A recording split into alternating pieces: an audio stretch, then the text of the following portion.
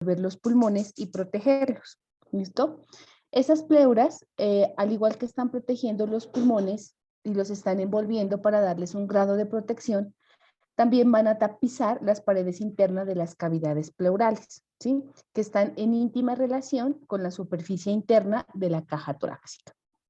En ese orden de ideas, pues vamos a tener dos pleuras, una pleura o una cavidad pleural derecha y una cavidad pleural izquierda, en las cuales van a estar contenidos nuestros pulmones. Por ende, como dice acá la explicación, cada pleura va a formar un saco membranoso cerrado y ese saco membranoso cerrado es lo que conocemos como cavidad pleural. ¿Qué contiene la cavidad pleural? Cada cavidad pleural va a contener a un pulmón, sea el derecho o el izquierdo, para darle protección. ¿Listo? Entonces, miren, aquí les presento, todo esto es nuestra caja torácica que nosotros ya conocemos, y aquí vamos a tener nuestra cavidad pleural, miren aquí, que va a estar formada por las pleuras, que son unas membranas serosas. Entonces, esta cavidad pleural es la que va a albergar y va a proteger nuestro pulmón. En este caso sería el derecho, y del otro lado pues tendríamos la cavidad pleural izquierda para el pulmón izquierdo. ¿Listo? Aquí nosotros estamos observando el pedículo, ¿sí? O el espacio más bien para el pedículo pulmonar, que es ese conjunto de estructuras que entran y salen del pulmón. Los que están ingresando y los que están saliendo del pulmón, ya sabemos que tiene dos componentes, el componente nutricio y el componente respiratorio como tal, ¿no es cierto?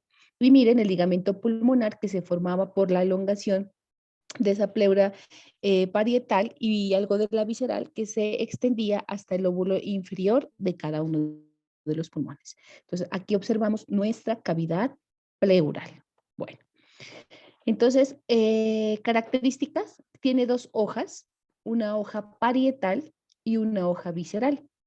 La hoja parietal, como su nombre lo indica, va a recubrir la pared de la cavidad torácica donde se va a encontrar el pulmón. Y la visceral tapiza íntimamente la superficie del pulmón. Cuando hablamos de que tapiza tan íntimamente esa superficie del pulmón, significa que está adherida en toda la superficie del pulmón, incluido las fisuras y las caras, digámoslo de alguna manera, que a ese nivel se pueden formar. No se puede separar la pleura visceral del pulmón, digámoslo como tal, como separar esa hojita y dejarla pues por fuera, no se puede, como sí se puede hacer el retirar el pulmón de la hoja parietal. Entonces, de la parietal sí, porque vamos a aprender que hay un espacio entre las dos pleuras, ¿listo?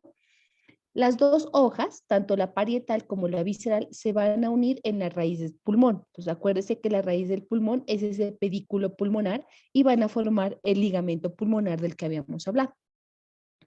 Entonces, entre las dos hojas, la parietal y la visceral de la pleura, existe un espacio, miren aquí, que se ha denominado cavidad pleural. Esa cavidad pleural es un espacio entre la pleura parietal y la pleura visceral y contiene el líquido pleural. Se dice que más o menos se tiene 10 mililitros de líquido, y lo que hace es evitar la fricción entre la pleura parietal y la pleura visceral, con el objeto de que el pulmón pueda expandirse y retraerse con cada uno de los movimientos respiratorios. Esta cavidad pleural realmente es un espacio anatómico, sí, es real, pero virtual. ¿Qué significa? Que no está y no existe como tal ese espacio que usted lo pueda medir en milímetros por los movimientos respiratorios. Sin embargo, sabemos que existe por el líquido que se está produciendo a este nivel. ¿Listo? Entonces, esa cavidad pleural es un espacio virtual que se convierte en un espacio real cuando el nivel de este líquido pleural, que normalmente son 10 mililitros, aumenta y genera alguna restricción a nivel del campo pulmonar del paciente. Por ejemplo, en traumas o, por ejemplo, en tumores que generen aumento en la producción de este líquido pleural. Entonces es un espacio virtual. Entonces miren aquí, miramos nuestros pulmones. Aquí miramos entonces nuestra pleura visceral, que es la capa interna, la que está adherida a la superficie pulmonar en cada uno de sus rincones. Y aquí tenemos nuestra capa parietal o nuestra pleura parietal, que es la capa externa. Y entonces miramos cómo entre esta pleura visceral y esta pleura parietal hay un espacio que se denomina cavidad pleural. ¿Listo? La pleura visceral, entonces como lo acabamos de mencionar, está íntimamente adherida a las tres caras pulmonares, incluidas las fisuras, le dice su libro. Es delgada, es transparente y no se puede separar del parénquima pulmonar. Entonces, mire, la pleura visceral está pegada, muy adherida a la superficie del pulmón. ¿Listo? Entonces, usted la quiere levantar y despegarla y no se va a poder realizar, pues, ejecutar ese movimiento. La pleura parietal, como lo habíamos dicho, va a tapizar el interior de la cavidad torácica y va a tener unas porciones. Una porción costo intercostal en relación con la porción costal de la caja torácica como tal, una porción que se relaciona con el músculo diafragmático y una porción que se relaciona con el mediastino. Cuando ella se está reuniendo o cuando se está ubicando en ciertos puntos estratégicos, va a formar unos recesos pleurales, que son unos espacios que van a contener o que van a quedar, digámoslo así, de alguna manera, entre el pulmón y el órgano con el cual se va a relacionar, como lo vamos a ver más adelante. ¿Listo? Entonces, la pleura parietal dijimos que tiene tres porciones, la costo intercostal que se llama costal, la diafragmática y la mediastínica. Entonces, miren, la costal, la diafragmática y la del mediastino. Entonces, la costal, esta pleura parietal costal, recubre la superficie interna de las costillas, va de arriba hacia abajo y de atrás hacia adelante. ¿Listo? Entonces, de arriba hacia abajo, ¿desde dónde? De arriba va desde el orificio torácico superior. Entonces, cuando nosotros hablamos de caja torácica en el semestre pasado, dijimos que el tórax tenía una abertura torácica superior, ¿no es cierto? Que iba a estar completamente formado por estructuras óseas. Entonces, ¿qué lo formaba? El cuerpo de la primera vértebra torácica en la parte posterior, lateralmente iba a estar la primera costilla y el manubrio del esternón hacia la parte anterior. Entonces, ¿cuáles son los límites de la abertura torácica superior? Por delante el manubrio esternal, lateralmente la primera costilla y por detrás el cuerpo de la primera vértebra torácica. ¿Listo? Esos son los límites y desde ahí es de donde viene la pleura parietal, hasta las inserciones costales y condrales del diafragma. Entonces, ¿se acuerda que dijimos que el diafragma tenía tres porciones, una external, una costal y una lumbar, ¿no es cierto? Entonces, y esta pleura parietal va a llegar justo hasta la inserción costal y condral que va a tener nuestro diafragma. De atrás hacia adelante, entonces va desde el canal costovertebral, o sea, desde la columna pues vertebral hasta la cara posterior del esternón. ¿Listo? Esa es la porción costal de nuestra pleura parietal. Entonces, miren aquí. Esta va a ser entonces nuestra cara costal, miren aquí, de nuestra pleura parietal, no de la visceral. La visceral no tiene, solamente la pleura parietal. Bueno, entonces miremos qué pasa con la pleura diafragmática, la cara o la porción diafragmática. Cubre el hemidiafragma correspondiente. Entonces, en ese orden de ideas, pues mire, esta pleura parietal en su porción diafragmática estará para el pulmón derecho y acá la tendremos pues para el pulmón izquierdo. ¿Listo? Se adhiere íntimamente pues a la región superior del diafragma, especialmente en el centro tendinoso, pues por las características que este presenta y la fijeza que le va a dar. ¿Listo? Y la cara mediastinal o mediastínica, me dan aquí. Entonces, mediastínica, diafragmática y costal. Entonces, miren aquí, mediastínica, diafragmática y esta será la costal. Se extiende de atrás hacia adelante, desde el canal costovertebral, o sea, desde la columna hasta el esternón. No precisa la parte posterior, sino la parte anterior del esternón. De arriba hacia abajo también, entonces desde el orificio torácico superior hasta el diafragma. esta porción diafragmática, perdón, mediastínica, por el efecto que sufre a nivel de la raíz pulmonar o del pedículo pulmonar, se va a dividir arriba, adelante y atrás y va a formar dos recesos. Un receso interasigoesofágico para la ásigos y el esófago y el interaórtico esofágico para aórtico y para la aorta y el esófago, ¿sí? Entonces justo esta pleura parietal, cuando forma esos dos recesos, pues no son los espacios que se van a formar entre las dos estructuras que se están mencionando. Por eso se denominan como inter, porque van a estar entre dos estructuras anatómicas. En este caso, ásigos y esófago, y en el otro caso, aorta y esófago. Entonces, esa es nuestra pleura parietal con sus tres porciones, costal, diafragmática y mediastínica o mediastinal. Los recesos pleurales, entonces, como les había acabado de mencionar, son unos fondos o unos hundimientos, digámoslo así, de sacos pleurales que se forman donde se unen las diferentes partes de la pleura parietal. Estos recesos pleurales, entonces, se denominan costo diafragmático, costo mediastínico, vértebro mediastínico y frénico mediastínico. Entonces, acuérdense que frénico hace referencia pues a la parte de inervación del diafragma, ¿no es cierto? Veamos entonces. Entonces, los cuatro recesos. El costo diafragmático es una hendidura que va a estar entre la pared torácica y el diafragma. Aplica sobre las inserciones costales del diafragma.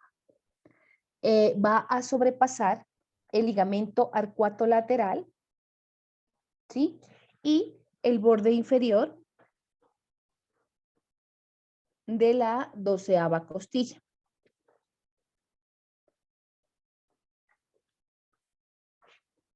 Entonces, cuando nosotros hablábamos del diafragma, recuérdelo, en la porción lumbar, dijimos que habían tres ligamentos arcuato, el medio, el medial y el lateral, ¿no es cierto? Cuando nosotros hablábamos del ligamento arcuato lateral, ¿qué dijimos? Que eran como unas extensiones de fibra que iban a relacionar el diafragma con el músculo cuadrado lumbar. Y iba a extenderse más o menos, a ver, memoria mía, vuelve a mí, ya, desde los procesos transversos de la 12ª vértebra torácica hasta más o menos la parte media del cuerpo de la 12ª costilla, ¿sí? Algo así. Entonces, ese era nuestro ligamento arcuato lateral, ¿listo? Entonces, era un conjunto de fibras que se originaba en la porción lumbar de nuestro diafragma y se iban a relacionar con el cuadrado lumbar. Porque el medial estaba para el psoas. Sí, el medial estaba para el psoas y el lateral estaba para el cuadrado lumbar. Sí, estoy segura, ya lo recordé. Bueno, el otro receso es el receso costo mediastínico. A ver, miremos aquí. Entonces, miren aquí el receso costo diafragmático. Miren aquí. Entonces, aquí podemos mirar nuestro receso costo diafragmático. El otro receso es el costo mediastínico. Este pues es más anterior en relación al costo diafragmático. Está a nivel retroesternal, va desde la primera articulación condroesternal hasta el séptimo cartílago costal. ¿Listo? Entonces ese va a ser a ese nivel, desde la primera articulación condroesternal, entonces cartílago esternal con el esternón hasta el séptimo cartílago costal. ¿Listo? Veamos si tengo una gráfica de eso. Aquí está. El receso costo mediastínico. Entonces, desde la primera articulación hasta la séptima. Todo esto es el receso costo mediastínico.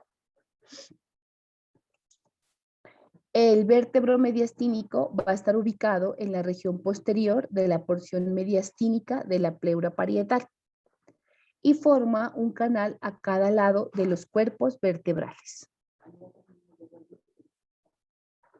Miren aquí. el receso vértebro mediastínico. Entonces, aquí lo podemos ver. El receso vértebro mediastínico. Y el último receso es el frénico mediastínico. Es poco profundo, va a estar entre la porción diafragmática y mediastínica de la pleura parietal, ¿sí? Entonces, la porción diafragmática y mediastínica de la pleura parietal se continúa en el receso costo diafragmático. ¿Listo? Entonces, digámoslo de alguna manera, estaría como a este nivel. Porque mire la ubicación, dice, entre la porción diafragmática y mediastínica de la pleura parietal. Mire, pleura mediastínica y pleura diafragmática. Entonces, a este nivel, ahí más o menos donde yo les dejo el cursor, estaría el receso frénico mediastínico. Y por eso, miren, se puede continuar con este, que es el receso costo diafragmático. Entonces, el freno mediastínico estaría más o menos a este nivel. No sé si tengo una gráfica. Aquí está el receso costo diafragmático, mire. Aquí está el costo mediastínico. Ahí el vértebro mediastínico. Bueno, entonces, eso respecto a nuestra pleura parietal.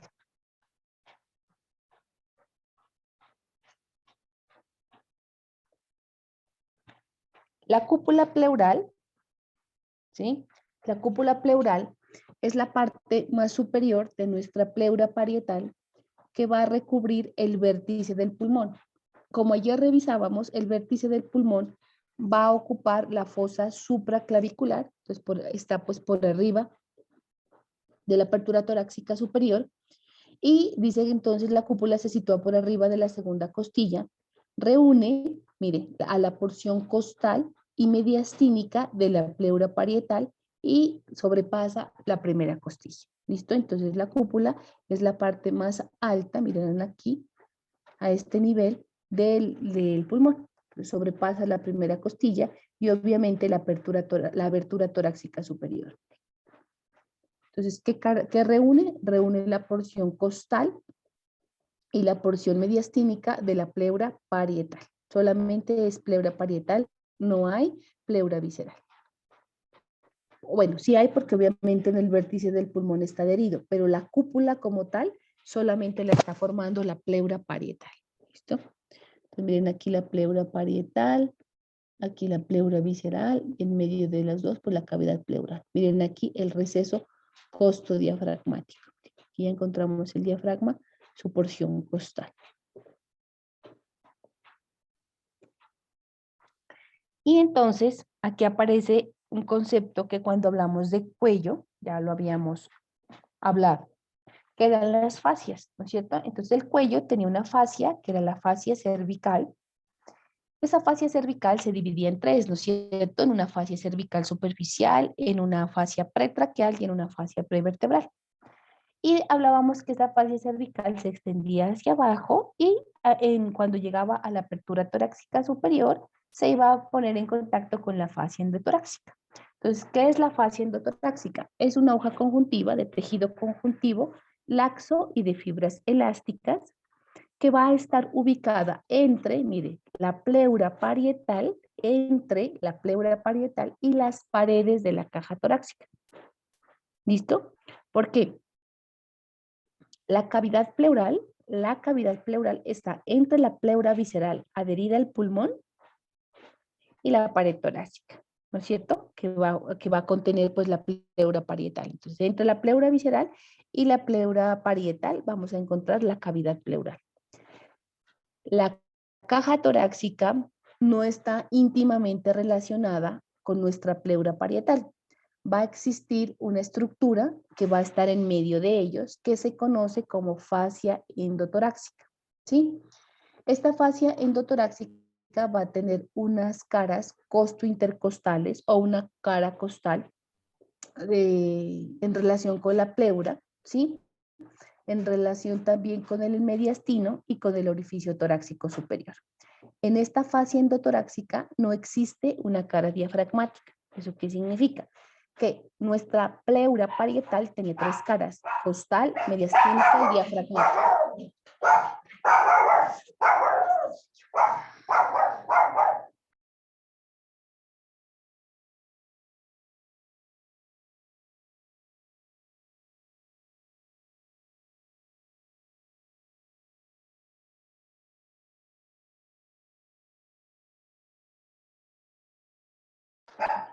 Perdón. Entonces, lo que significa, entonces, es que la pleura parietal, entonces ya retomemos, tenía tres porciones: una costal, una diafragmática y una mediastínica. Esta fascia endotorácica no tiene una cara diafragmática, por lo tanto no se relaciona con esta parte de las pleuras, únicamente se va a relacionar con la cara costal y con la cara mediastínica. ¿Listo? Y cuando está ingresando, pues por el orificio torácico superior, pero no con la zona diafragmática. Esta fascia endotorácica se va a adherir y se va a fijar en el tórax en puntos estratégicos. Hacia la parte inferior se va a fijar a nivel de la 12ª costilla. En la región anterior se va a fijar al nivel de los cartílagos costales, ¿sí? Y hacia la parte posterior se va a fijar en la articulación costal y en los discos intervertebrales, ¿listo? Entonces acuérdese que las costillas tenían dos tipos de articulación: cabeza con cuerpo y tubérculo con procesos transversos, ¿no es cierto? Entonces, en esas articulaciones costales y en los discos intervertebrales, que son las estructuras que se encuentran entre los cuerpos vertebrales de las torácicas, es donde se va a adherir y fijar esta fascia endotorácica. Esa es una de las razones que haga de cuenta que la fascia es como una blusita. No va a existir una cara diafragmática porque no tiene relación con ella, ¿sí? No va a tener cómo relacionarse pues a ese nivel.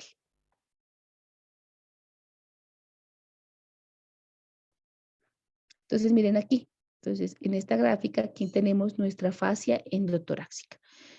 Cuando nosotros hablábamos de la caja torácica, entonces como tal, pues obviamente, mire, iba a estar constituido por piel, luego iba a tener, así como el abdomen, ¿no? La piel, una fascia superficial, miren aquí que va a tener pues también un tejido graso, y vamos a encontrar músculos, ¿sí? Entonces, por ejemplo, digamos que en los espacios intercostales encontramos el intercostal externo, el intercostal interno y el intercostal íntimo, que es un desdoblamiento de la fascia interna o de la capa interna muscular de los intercostales internos.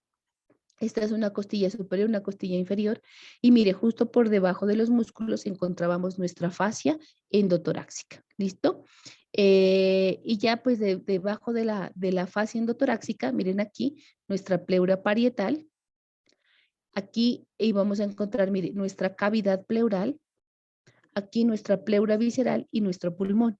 ¿Listo? Entonces de afuera hacia adentro. Entonces aquí miramos cómo la fascia endotorácica está adherida a la superficie interna de la caja torácica y es la estructura que va a separar, digámoslo de alguna manera, la superficie interna de la caja torácica de la pleura parietal.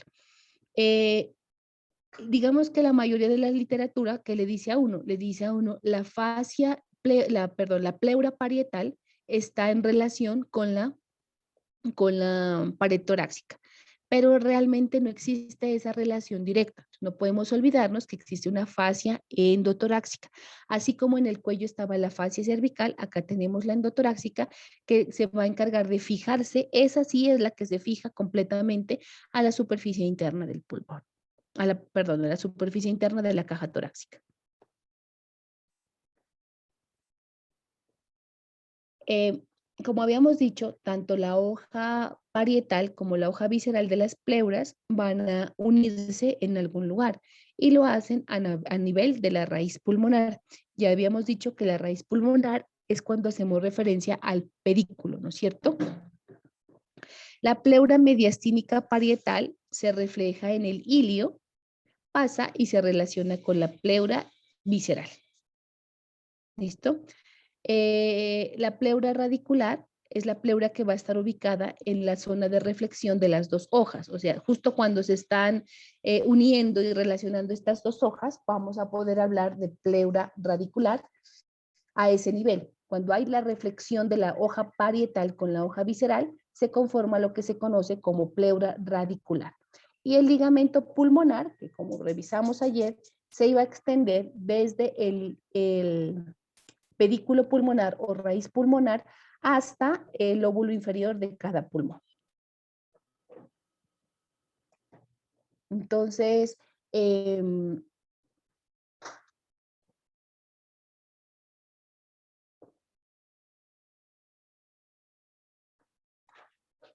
aquí nosotros podemos ver, miren, nuestro pedículo.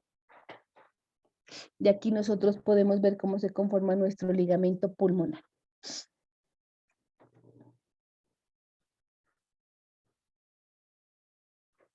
¿Listo? Y entonces, cuando nosotros hablamos de esta pleura radicular, ¿sí?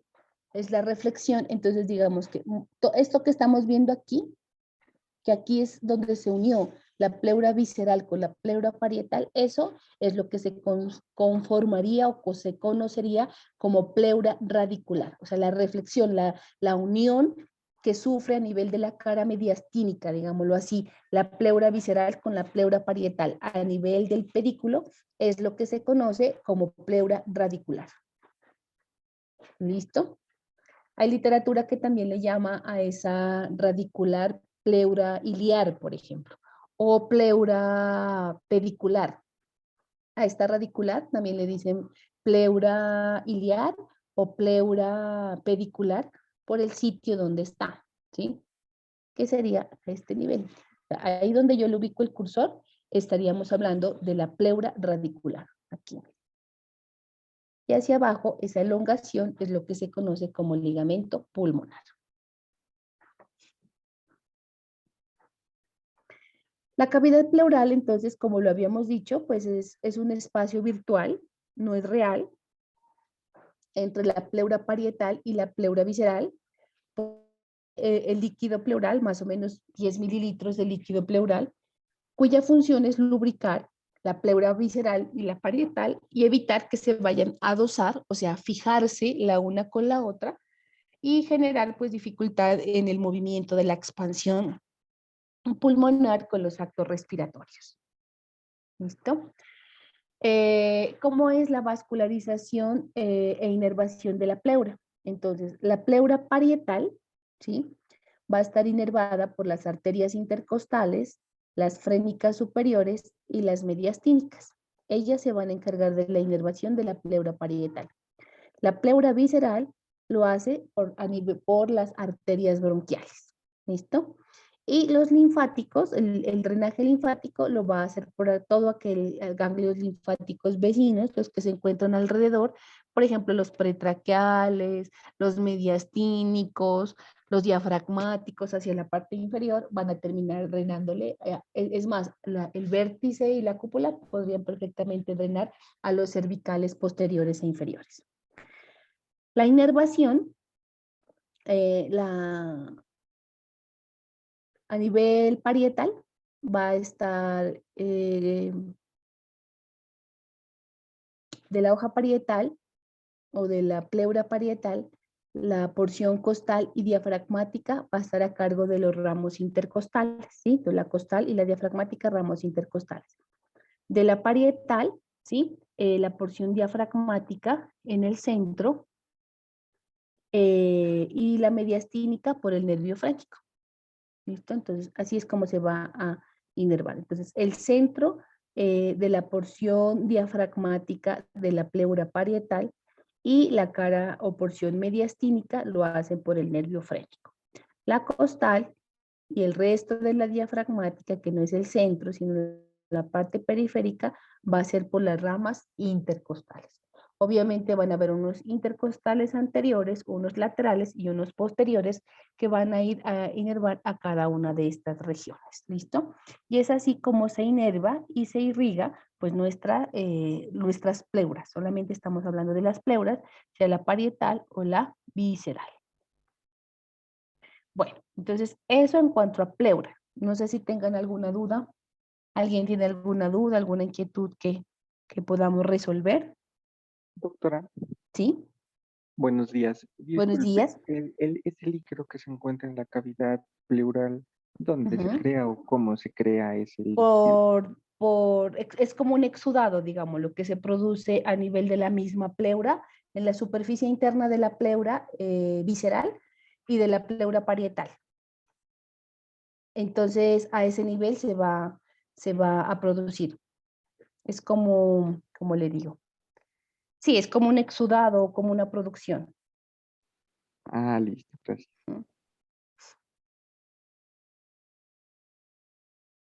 ¿Listo? ¿Alguien más tiene alguna otra pregunta? Sí, doctora, ¿qué es el neumotórax? Ah, bueno, eso lo íbamos a ver en el neumotórax. Cuando nosotros hablamos aquí de que la cavidad pleural es un espacio virtual, estamos haciendo relación a que sabemos que existe porque tiene una cantidad mínima de líquido para lubricar las pleuras, pero que realmente no lo podemos ver, ¿sí? Entonces nos damos cuenta, por ejemplo, en las radiografías o en las tomografías no se puede ver. Cuando esta cavidad pleural es ocupada, sea por aire o por líquido, se vuelve una cavidad real. Cuando esa estructura, cuando esta cavidad se vuelve real y deja de ser virtual, es por un proceso o una enfermedad que va a restringir la expansibilidad torácica. ¿Listo? Entonces, cuando se vuelve real la cavidad pleural y está siendo ocupada por algo, entonces indica enfermedad. Entonces, ¿qué es el neumotórax? Neumo es aire. Entonces, es aire que está ocupando la cavidad pleural. Eso es un neumotórax. Aire en la cavidad pleural. Entonces, esa cantidad de aire se vuelve mayor, deja de ser la cavidad pleural virtual y se vuelve una cavidad anatómica. ¿Sí me deja entender? Sí, doctora, gracias. Con mucho gusto. ¿Alguien tiene alguna otra pregunta?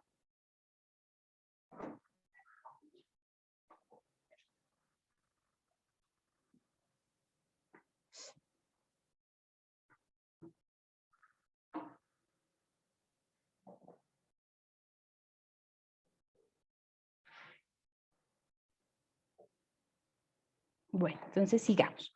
Entonces vamos a hablar de qué es el mediastino, porque pues dentro del tórax siempre dijimos el mediastino, el mediastino.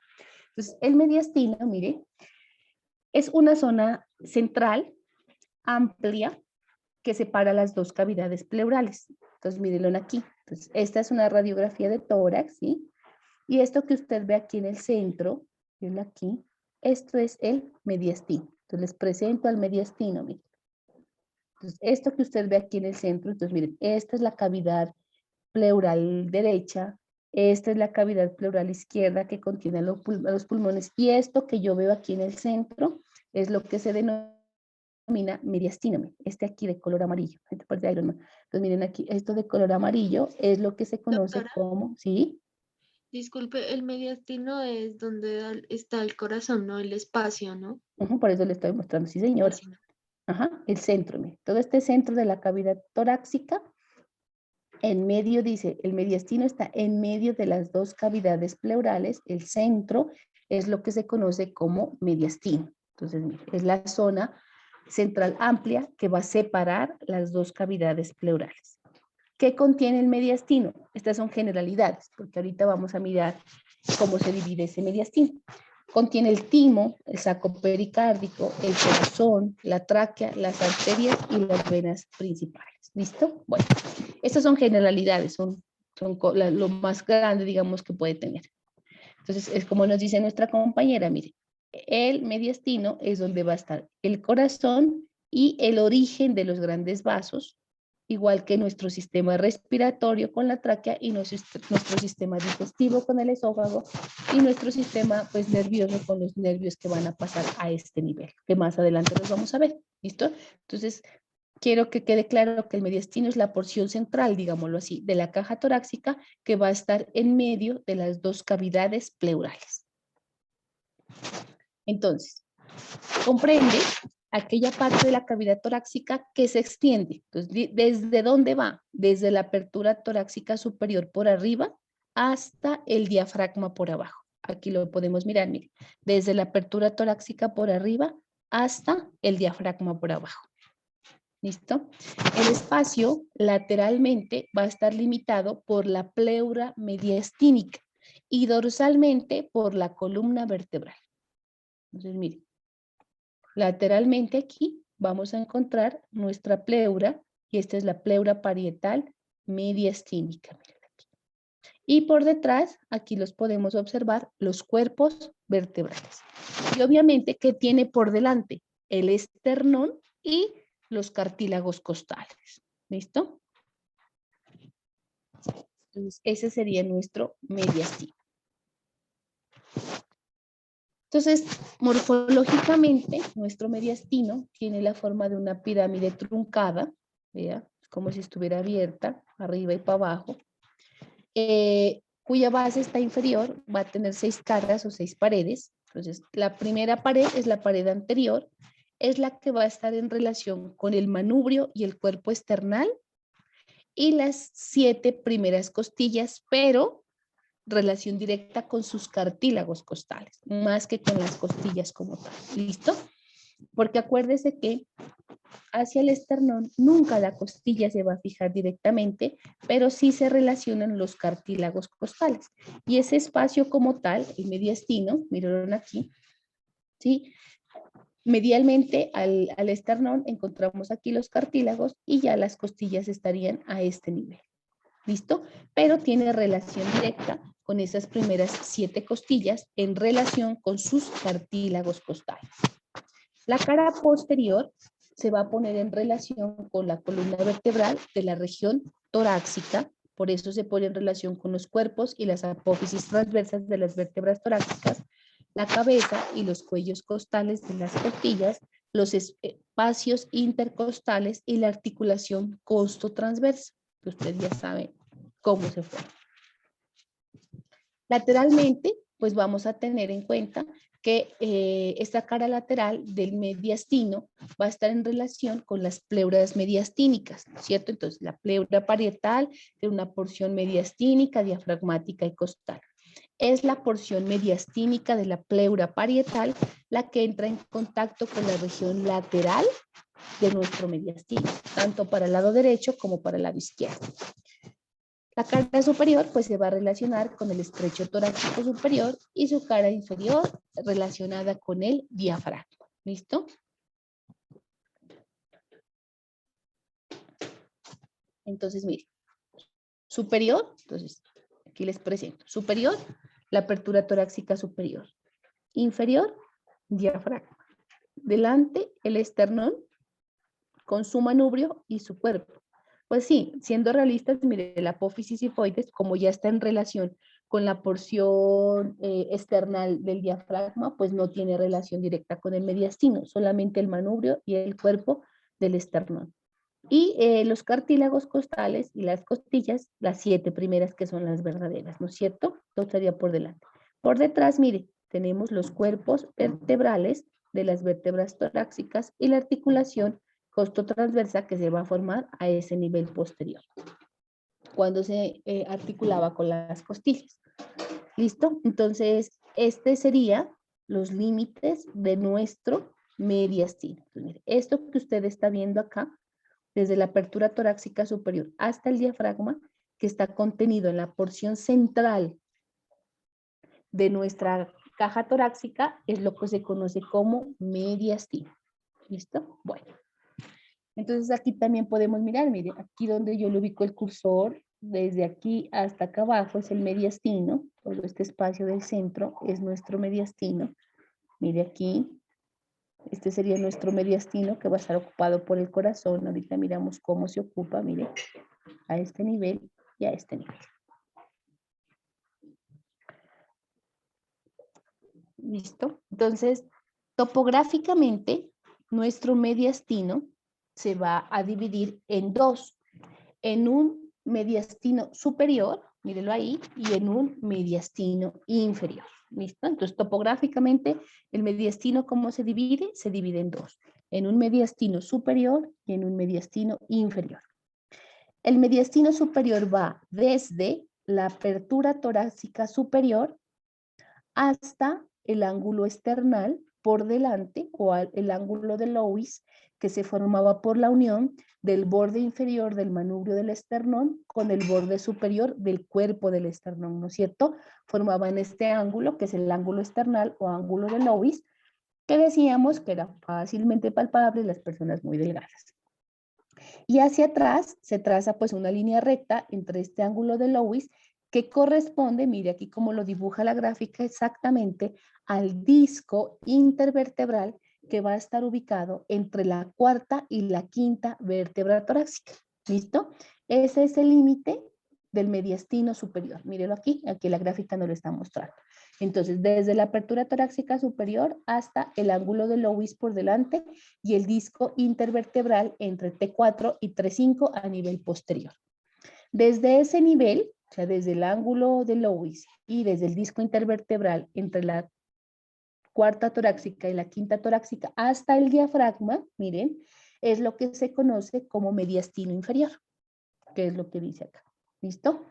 Resulta que ese mediastino inferior, mírenlo aquí, se subdivide en 3 porciones, solamente el mediastino inferior. Se va a subdividir en 3 porciones, miren, un mediastino anterior, un mediastino medio y un mediastino posterior. Pues miren, mediastino anterior, mediastino medio y mediastino posterior. Entonces miren aquí, el anterior, el medio y aquí el posterior.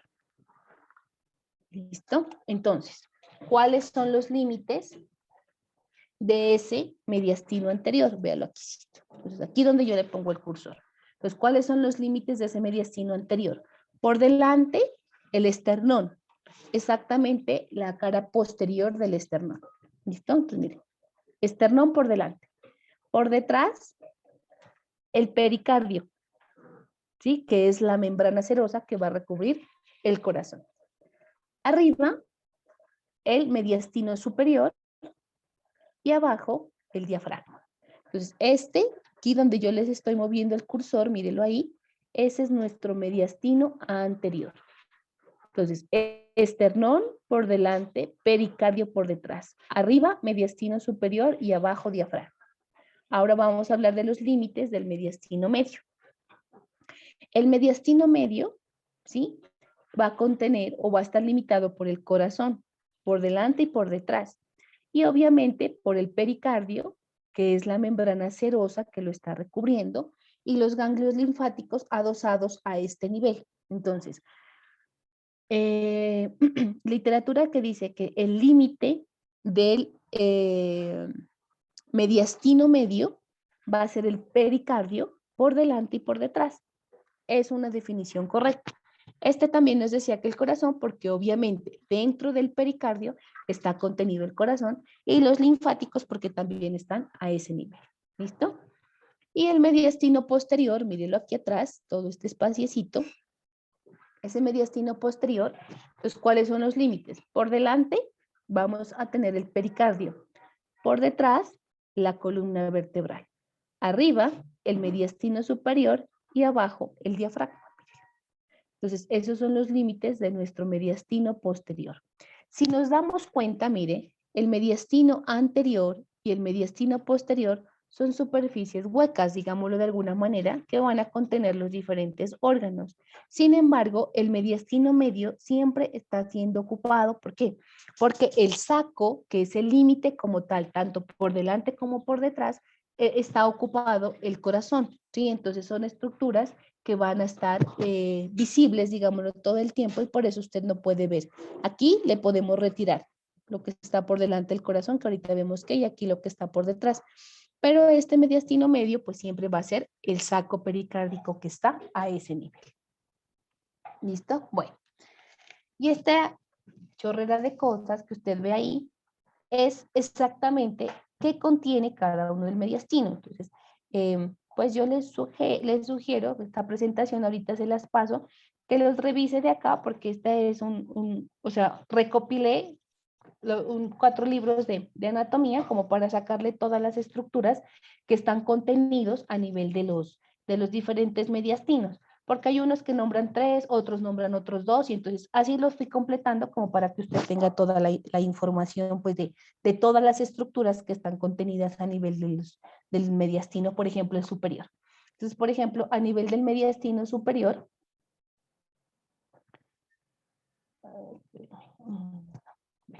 a nivel del mediastino superior, déjenme un ratico, que es todo esto, mire, todo esto es el mediastino superior. ¿Qué vamos a encontrar? Entonces, vamos a encontrar el esófago, vamos a encontrar la tráquea, vamos a encontrar el timo, el conducto torácico, el callado, que es el arco aórtico, el tronco venoso brachiocefálico, tanto derecho como izquierdo, la mitad superior de la vena cava inferior, perdón, aquí es superior, ahorita se las cambio, la mitad superior,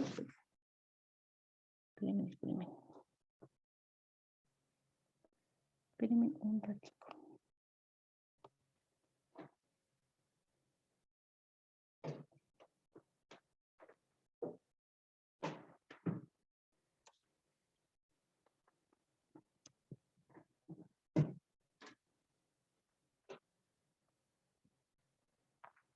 Ya. La mitad superior de la vena cava superior, ¿sí? Las cadenas simpáticas, pues cervicales laterales inferiores, los ganglios simpáticos también cervicales inferiores, la arteria subclavia y la carótida, la vena cava superior, como tal, el nervio vago, el nervio recurrente y el nervio frénico, pues en sus, en sus descensos o en sus caminos como tal. ¿Listo? ¿Qué tiene nuestro mediastino anterior? Ese que está por detrás del esternón y por delante del pericardio. El timo en el niño y los remanentes del timo en el adulto. ¿Listo? Los ganglios linfáticos que están a nivel de esta región, el tejido graso que está por detrás del esternón, la porción anterior del diafragma, pues como su límite inferior, las arterias mamarias internas, porque estas arterias mamarias descienden a cada lado, dice que van a descender a 2 centímetros del borde lateral del esternón, y las arterias diafragmáticas. ¿Listo? ¿Qué contiene el mediastino medio? Pues lo que decíamos, el corazón, que va a estar contenido dentro del pericardio. La mitad inferior de la vena cava inferior, sí, la desembocadura de la vena ácigos, la vena pulmonar, las venas pulmonares derechas e izquierdas que llegan al corazón, el nervio frénico, ganglios y vasos linfáticos traqueobronquiales y el hilio de cada pulmón. ¿Listo? Entonces, acuérdense que este mediastino medio es el que va a tener el corazón, el origen de los grandes vasos, ¿sí? Entonces, esa pues es una respuesta también. Cuando usted dice origen de los grandes vasos, pues ¿qué tenemos? Tenemos la arteria pulmonar, tenemos la aorta, y los otros vasos pues serían las venas pulmonares que están llegando al corazón, 2 derechas y 2 izquierdas, que hacen referencia al hilio de cada pulmón, teniendo en cuenta también pues la parte bronquial. ¿Listo? Entonces aquí, por ejemplo, podemos observar, miren, este es nuestro pericardio, la membrana del pericardio. Aquí quitaron el corazón para que nosotros pudiéramos mirar las estructuras que están pues por detrás. Entonces, miren, aquí tenemos la vena cava inferior, aquí tenemos la vena cava superior. Aquí vamos a tener, mire, las venas pulmonares derechas, las venas pulmonares izquierdas. Este es la arteria pulmonar, ¿sí? El tronco, mire, aquí ya se divide en una izquierda, en una derecha, y esta es la aorta. Entonces, eso es lo que podríamos ver nosotros en este mediastino medio, si nos han quitado el corazón. Obviamente aquí delante estaría el corazón, que si lo dejamos, pues no nos permitiría ver el resto de las estructuras. ¿Listo? Y el mediastino posterior, mire, entonces todo lo que está aquí por detrás, pues el esófago, el conducto torácico, la aorta descendente, que es esta grande que nosotros estamos viendo acá, la vena ácigos a la derecha y la vena hemiácigos hacia la izquierda, el tronco nervioso simpático, el nervio vago, el nervio frénico y pues numerosos ganglios linfáticos retrotorácicos o posteriores a la caja torácica que van a estar a diferentes niveles de este mediastino posterior y en relación directa pues con cada uno de los órganos que están contenidos a ese nivel. No se olvide que existen varias cadenas ganglionares que permiten pues el drenaje, digamos, lo de la linfa que se está produciendo por ese metabolismo celular, ¿no es cierto? En ese orden de ideas, pues no se olvide que el linfático lo revisamos con sistema venoso. Bueno, y eso es lo que teníamos para revisar de mediastino. Entonces, no se olvide, el mediastino, mírenlo aquí, lo podemos observar, es la parte central, es una parte media, digámoslo, de la caja torácica, en medio de las cavidades pleurales derecha e izquierda, y se divide en dos, en un superior, en un inferior, y ese inferior se divide en tres, anterior, medio y posterior. Cuando lleguemos a cardiovascular, pues hablamos de mediastino, simplemente lo que hacemos es recordarlo por el origen o la ubicación, más bien no el origen, sino la ubicación del corazón y el origen de los grandes vasos que entran y que salen de esta estructura.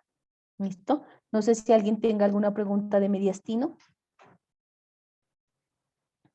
¿O está todo claro? Doc, ¿Sí? buenos días. Buenos días. Yo quedé aquí como confundida en en las tres porciones, Ya. anteriormente y posterior, en cuanto a los Ujú. límites de la anterior. Ya, entonces verán, ¿no? El límite anterior, aquí. Entonces ya aquí, miremos dónde, bueno, lo voy a poner en anterior, listo. Entonces miren aquí, aquí donde yo le muevo el cursor, ¿sí lo están mirando? Entonces mire, ahí se lo estoy bajando.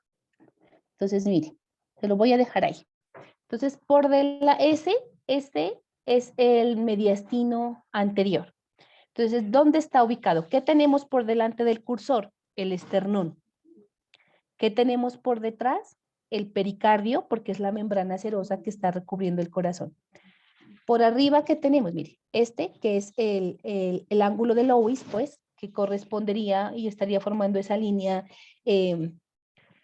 en relación con el disco intervertebral aquí, mire, de entre la cuarta y la quinta vértebra torácica. Entonces, mediastino superior y hacia abajo el diafragma. Entonces, mire, aquí donde yo le estoy moviendo el cursor, este espaciecito es nuestro mediastino anterior. Entonces, aquí, mire. Entonces, está por detrás del esternón, por delante del pericardio, por debajo del mediastino superior y por arriba del diafragma. ¿Sí me deja entender?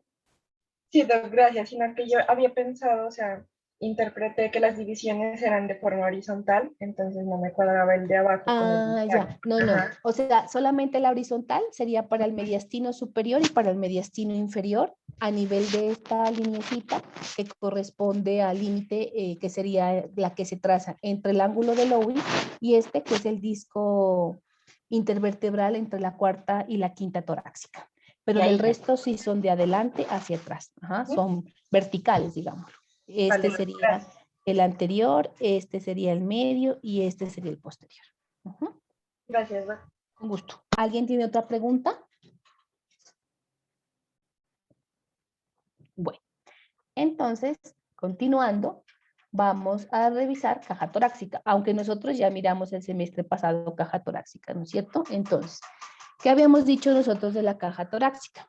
Que este tórax o caja torácica tiene la forma pues de un cono, ¿sí? Que se va, digamos, es más angosto, más estrecho hacia su parte superior y se va haciendo, mire, más ancha hacia su parte inferior, ¿no es cierto? Nuestra caja torácica. La función principal de la caja torácica, como lo habíamos visto, es proteger los órganos internos. ¿Cuáles? Corazón, origen de los grandes vasos, los pulmones y obviamente esta caja torácica va a permitir la realización de los diferentes movimientos respiratorios para cumplir las funciones y obviamente también permite la expansión del corazón como tal. La caja torácica también soporta la cintura escapular a nivel del hombro para darle fijeza y estabilidad a la parte libre del miembro superior.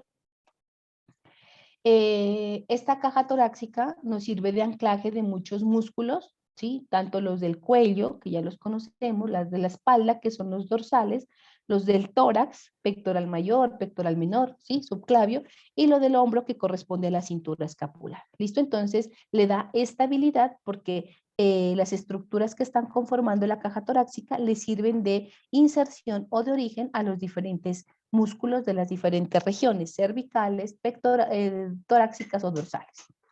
y va a participar activamente en los movimientos de la respiración. Pero recuerde que para que exista este movimiento de la respiración debe haber una integración entre el sistema óseo, muscular y nervioso, que es el que se encarga del movimiento, ¿no es cierto?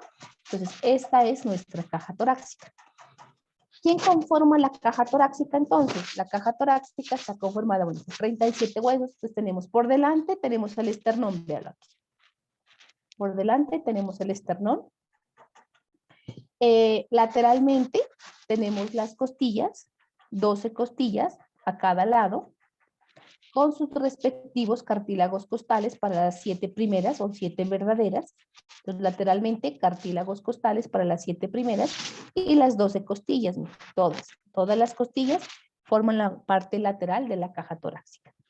Y la parte posterior, y la parte posterior que va a estar formado por las vértebras torácicas, desde T1 hasta T12, son un límite pues posterior de nuestra caja torácica. Entonces, por delante el esternón y los cartílagos costales, lateralmente las costillas y hacia la parte posterior la columna vertebral representada por las vértebras torácicas. Es lo que vemos acá, miren. El esternón, nuestros cartílagos costales, nuestras costillas y por detrás nuestras vértebras torácicas, desde T1 hasta T12. Esta caja torácica entonces, dijimos, tenía dos aberturas, una abertura torácica superior y una abertura torácica inferior. Ya habíamos acabado de mencionar, entonces, que por delante estaba, mire, esto que es el manubrio del esternón, ¿no es cierto? Entonces, por delante está el manubrio del esternón, justo aquí sobre la horquilla esternal. Ven aquí. O escotadura yugular o escotadura esternal. Lateralmente entonces tenemos la parte medial de la primera costilla y hacia atrás pues tenemos el cuerpo de la primera vértebra torácica. Entonces atrás el cuerpo de la primera vértebra torácica, lateralmente la primera costilla y hacia la parte anterior el manubrio del esternón, lo que corresponde exactamente a la escotadura yugular o escotadura esternal. ¿Listo? Y abajo, mire, el límite era la apertura torácica inferior. Entonces, por detrás, ¿qué teníamos? El cuerpo de la 12ª vértebra torácica. ¿Listo? Lateralmente y por detrás tendríamos la 12ª costilla, mírela aquí. Y el extremo distal de la 11ª costilla. Aquí, mire. El extremo distal de la 11ª costilla, la 12ª costilla a nivel de la parte pues posterolateral. Lateralmente y hacia adelante y vamos a tener el borde de lo que corresponde pues a nuestro cartílago costal. Véanlo aquí. Este de aquí, mire.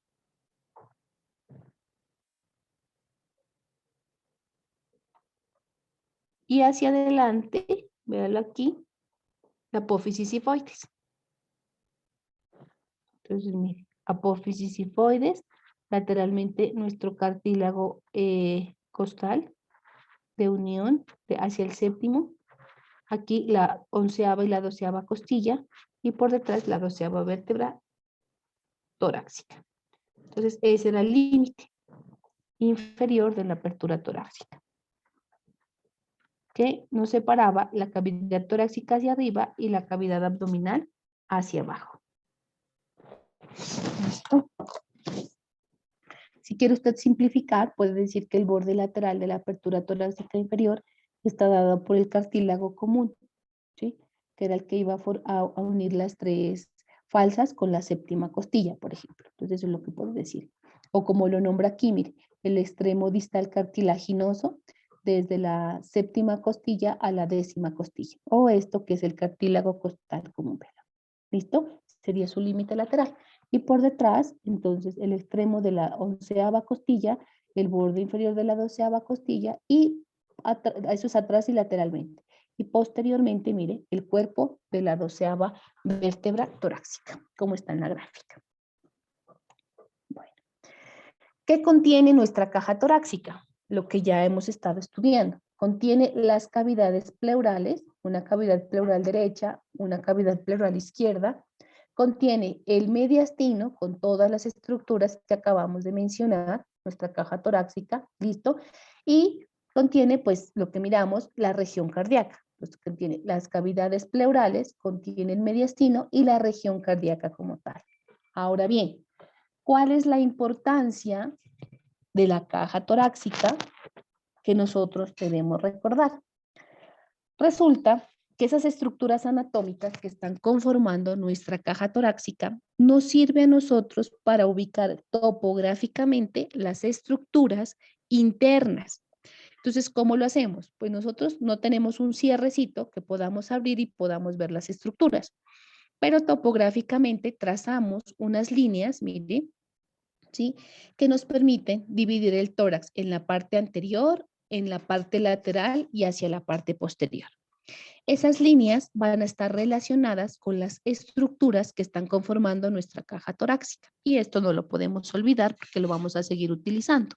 Entonces, mire, a nivel de la escotadura yugular o escotadura supraesternal, ¿sí? Desde ahí hasta la parte media de la sínfisis púbica, se traza una línea de arriba hacia abajo, miren aquí, que se conoce como la línea media anterior o línea medio external. De aquí, esta de aquí. Bueno, ¿y cuál es la utilidad? Determinar qué es derecho, qué es izquierdo, qué es medial, lo que esté más hacia la línea de ella, y qué es lateral, lo que se aleja de esta línea media anterior. ¿Listo? Y también tenemos lateralmente estas dos líneas que se están trazando, que son las líneas medio clavicular. Justo sobre la mitad de la clavícula vamos a trazar la línea medio clavicular izquierda y la línea medio clavicular derecha, que como su nombre lo indica, está hacia la mitad de la clavícula. ¿Esta qué utilidad tiene? Determinarnos los puntos auscultatorios, como vamos a ver más adelante. ¿Listo? Entonces, mire, el tórax por delante, ¿cuántas líneas divisorias tiene? 3. Una medio anterior o medial anterior, una medio clavicular derecha y una medio clavicular izquierda. ¿Listo? Cuando nosotros vamos a auscultar nuestro paciente, nuestros pulmones, ¿qué hacemos? Ubicamos en los espacios intercostales de esta región, por ejemplo, de este espacio que queda entre la línea media anterior y esta que queda a nivel de la línea medio clavicular, para poder ubicar en los espacios intercostales y poder realizar la auscultación. Bueno, lateralmente tenemos 3 líneas axilares, una línea axilar anterior, una línea axilar media y una línea axilar posterior. Esas líneas axilares están en relación con esto que es la fosa o hueco axilar. Esta fosa axilar, por delante de la fosa axilar y hacia abajo se extiende la línea axilar anterior. Justo en el centro de la fosa axilar y hacia abajo la línea axilar media. Y por detrás de la fosa axilar se extiende la línea axilar posterior. Bueno, ¿cuál es la utilidad? Cuando usted llegue a semiología, le van a enseñar que aquí existen estos espacios, estas líneas, que cuando se relacionan con esto que son los espacios intercostales, nos van a permitir acceder, en el caso de que existiera ese neumotórax del que nos preguntaba la compañera, o líquido, que ya les voy a mirar en la parte práctica, ingresar por el sexto espacio intercostal con línea, le dicen a usted, axilar anterior, ingresar un dispositivo y salvarle la vida a mi paciente. Entonces, estas 3 líneas laterales nos sirven a nosotros como puntos de referencia para poder puncionar e ingresar a la cavidad pleural, que ya se convirtió en algo real, dejó de ser virtual y se convirtió en real, y poder salvar nuestro paciente. Y en la vista posterior, nuestra caja torácica también tiene 3 líneas. Una, que es la línea media posterior. Esta es muy fácil también, pasa justo sobre la apófisis espinosa. Desde la séptima vértebra cervical, usted se va hacia abajo llevando la dirección de las apófisis espinosa. ¿Qué utilidad tendrá esa línea media posterior. En algún momento esa línea media posterior cobra importancia cuando usted va a realizar una punción lumbar. Cuando usted le enseñan a hacer punción lumbar, toma como referencia esta línea media posterior. Y tenemos las líneas escapulares, la de la izquierda y la de la derecha, que está en íntima relación con ese borde medial de la escápula. Entonces, el espacio que queda comprendido entre la línea escapular que está sobre el borde medial de la escápula y la línea media posterior es el espacio anatómico donde nosotros debemos realizar la auscultación pulmonar, ¿sí? No puedo yo colocar mi fonendo aquí porque es hueso y me va a impedir que yo pueda auscultar normalmente a mi paciente. O no lo puedo colocar sobre la escápula, ahí donde le pongo el cursor, porque el hueso no me permite la transmisión del sonido. Entonces, esta topografía, estas líneas topográficas posteriores me dicen que todo este espacio que yo tengo acá, libre de hueso, en el caso de la escápula, pues me va a permitir que el sonido se transmita en forma adecuada y yo pueda auscultar y escuchar muy bien el sonido que se está proyectando. Entonces, esta gráfica que tienen ustedes aquí en la presentación es bien importante y no la podemos olvidar, porque de aquí en adelante la vamos a seguir utilizando siempre. Esta topografía de nuestra pared torácica. ¿Listo? Con esas 3 lineecitas anteriores, 3 lineecitas laterales y 3 lineecitas posteriores. En ese orden de ideas, entonces, mire, esto simplemente es como para, sí es una información. Cuando nosotros dividíamos nuestros segmentos pulmonares, ¿sí? Aprendimos que teníamos pues los del pulmón derecho y los del pulmón izquierdo, derecho y los del pulmón izquierdo, ¿sí? Y vamos a tener unos segmentos unos segmentos pulmonares. Esos segmentos pulmonares, estudiantes, son los que nosotros, mire, debemos auscultar en nuestro paciente. Lastimosamente, esto es algo que se nos va, parece, olvidando con el tiempo y usted solamente ve que va a la consulta, le colocan el fonendo en 2 puntos y lo auscultó, pero está mal, porque mire cuántos segmentos nosotros tenemos. Entonces, mire, cuando yo coloco en este espacio, miren aquí, en este espacio, ¿sí? Mi fonendo para auscultar mi paciente, mire lo que yo estoy auscultando. Entonces, el segmento posterior, inferior, aquí estarían los segmentos medios, aquí estarían los segmentos superiores, los medios, perdón, y los inferiores, y aquí estarían los superiores y los inferiores. Y esa auscultación es la que me permite a mí definir en qué parte del pulmón tiene afectado o tiene los ruidos que normalmente no se deben auscultar, o por el contrario, no ausculto nada, no se transmite el sonido, ¿sí? Entonces, esto que usted ve acá es como normalmente se debería auscultar su paciente en forma comparativa. Entonces, pulmón izquierdo, pulmón derecho, izquierdo, derecho, izquierdo, derecho, izquierdo, derecho, izquierdo, derecho, en la parte posterior, para yo poder decir si lo que ausculto del lado izquierdo se correlaciona con el lado derecho. Pero si a mí se me olvida esa correlación, entonces no puedo hacer un diagnóstico adecuado.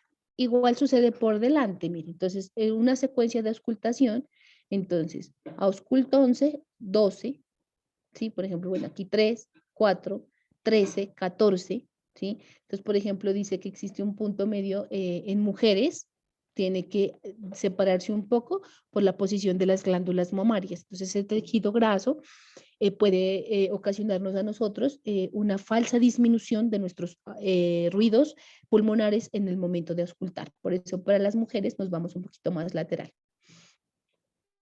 13, 14, bueno, 13, 13, 14, 14, 15, 16, 17 y 18. ¿Sí? Entonces, siempre que usted ausculte a su paciente, debe hacerlo en los espacios intercostales,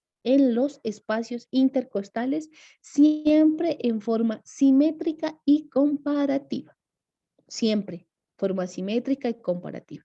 Entonces, mire, uno tarda un poquito más en hacer esta auscultación de nuestros pacientes para poder determinar si existe o no existe una disminución en la percepción de esos ruidos pulmonares que se están produciendo. Pero eso a veces se nos olvida. Entonces, usted mira que el doctor le colocó acá arriba, le coloca acá abajo, acabó por delante. Y por detrás, tome aire y acabó. Y se le olvidan los vértices, se les olvida la base y entonces por ahí nos podemos estar confundiendo en los diagnósticos. ¿Listo? Y otra cosa importante, miren aquí, es nuestra auscultación cardíaca. Entonces, nuestra caja torácica también nos permite definir a nosotros dentro de la región cardíaca los puntos auscultatorios del corazón. Esos puntos auscultatorios van a estar ubicados a cada lado del esternón. Miren, ¿dónde? Miren aquí. Usted mira aquí el manubrio del esternón con el cuerpo, el ángulo de Lewis. Habíamos dicho que el ángulo de Lewis lateralmente se correspondía ¿a qué? Al segundo espacio intercostal. Entonces, en el segundo espacio intercostal, al lado derecho del esternón, voy a encontrar un foco auscultatorio. Eso se les voy a explicar cuando hablemos de cardiovascular. Al lado izquierdo, mire, del esternón, en el segundo espacio intercostal, otro foco auscultatorio.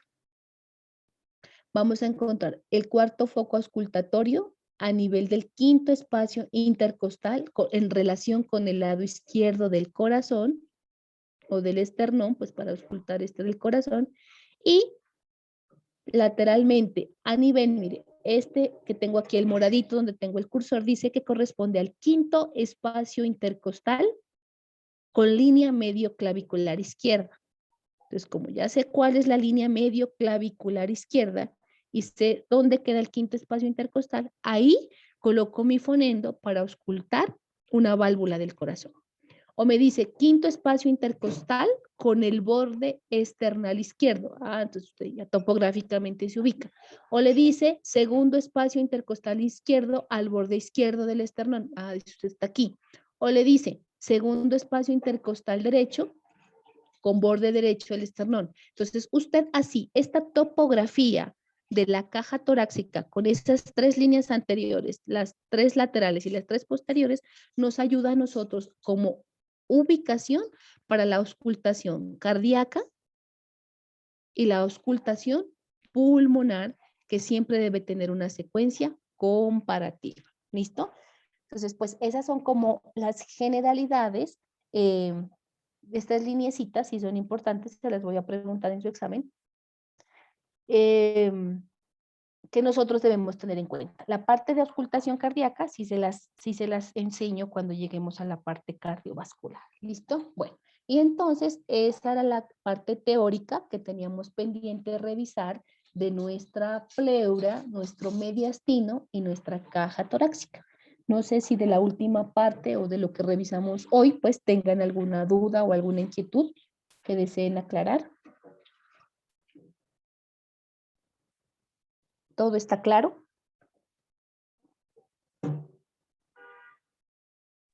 Sí, doctora. Bueno, entonces nos conectamos a las 9 de la mañana para iniciar la revisión de nuestro componente práctico, por favor. Entonces son las 8:46, a las 9 en punto nos conectamos. Si alguien tiene a las 9 alguna duda de todo lo que pues hemos revisado de ayer a hoy, por favor me lo hacen saber para poderles aclarar. En este momento